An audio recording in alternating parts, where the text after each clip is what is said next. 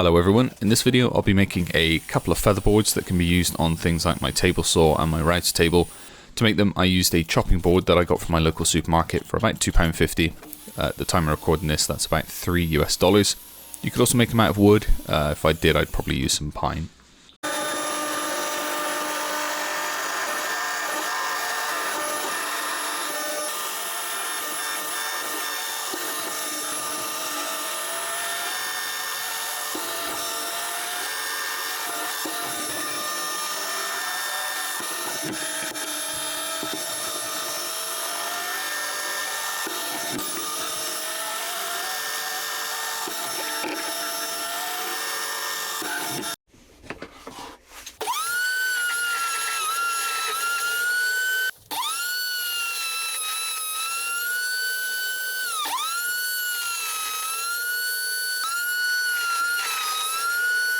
Apologies, I didn't record how to make this jig, but don't worry, it's super simple. A table saw is set to 20 degrees. I took a piece of plywood, screwed it to my mitre fence, and made a cut.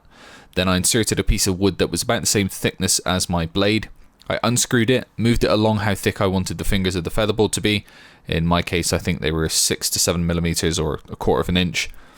Then I screwed it back in and it was done. To use the jig, I kept the material straight and then up against the piece of wood that's been inserted in the plywood. Then I made a cut, moved the work along, and kept doing that until I had a cut that I could actually place over the wood.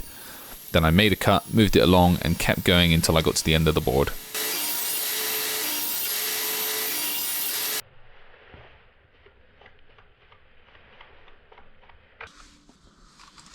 Right, so I've had to push my spline back through. Thankfully it was only pressure fitted in.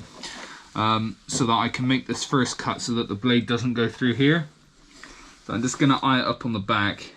I'll make my first cut and then I'll push the spline back through, and all the other cuts will be normal until we get to the end and we find out what we're doing at the end.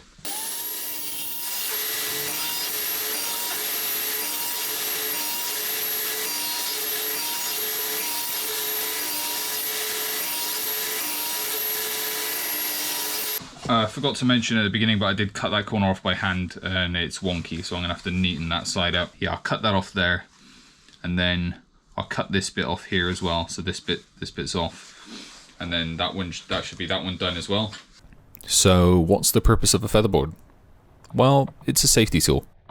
When you're ripping a piece of material on your table saw, you need to apply pressure to your material in 3 directions.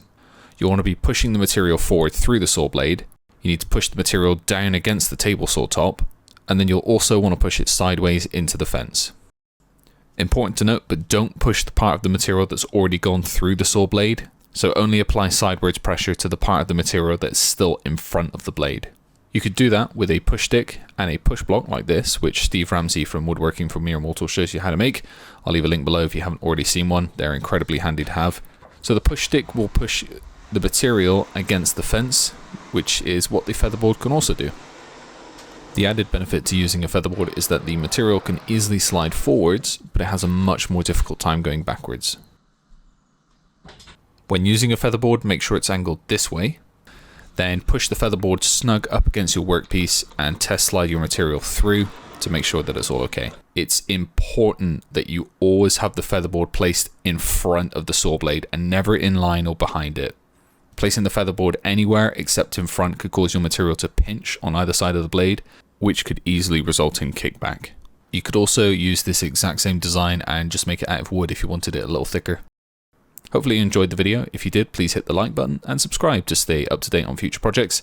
Stay safe, have fun, and I'll see you in the next one.